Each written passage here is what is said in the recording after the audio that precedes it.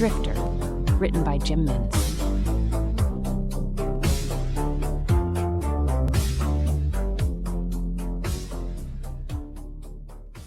Some time had passed.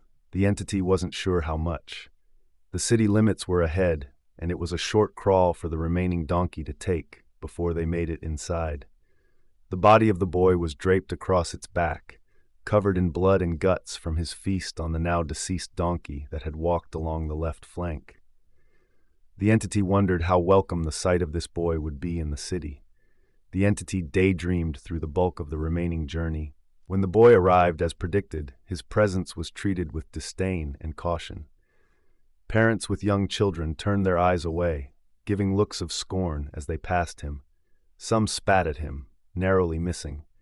The body of the boy had no strength to retaliate, as much as the entity wanted him to.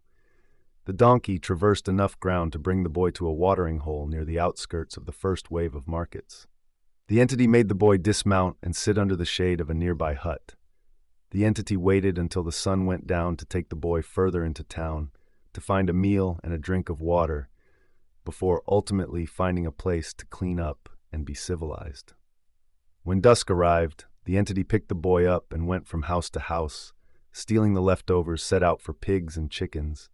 It was not sanitary, and the entity feared for the boy's health, but if it did not bring too much illness, it would allow the boy to gather enough strength to wash up somewhere and steal some clothing.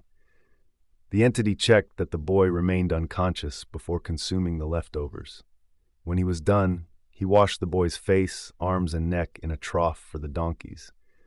When that was done, the entity made the boy press his ears against nearby houses and huts, listening for movement inside. Once satisfied that the homes were empty, the entity broke in and stole clean clothes, dressing the boy accordingly. The night grew darker, and footsteps could be heard. The entity could not be sure that the home would not be occupied by its owner soon enough. Worse, that owner could be a soldier. The entity remembered the darkness in the hearts of the armored ones that patrolled this place. The boy's mind was asleep, but the entity sensed his body needed an equal amount of rest. The entity took the chance to sleep in the house until dawn. If the owners entered, the entity would enter them and subdue them. It was easy enough, as long as they weren't armed and did not harm the boy, who was too weak to fight back should a threat present itself. It's worth the risk, thought the entity. Finding a nearby mattress with a straw pillow, the entity laid the boy's body down to rest along with his mind, keeping a watchful eye on the door as he did.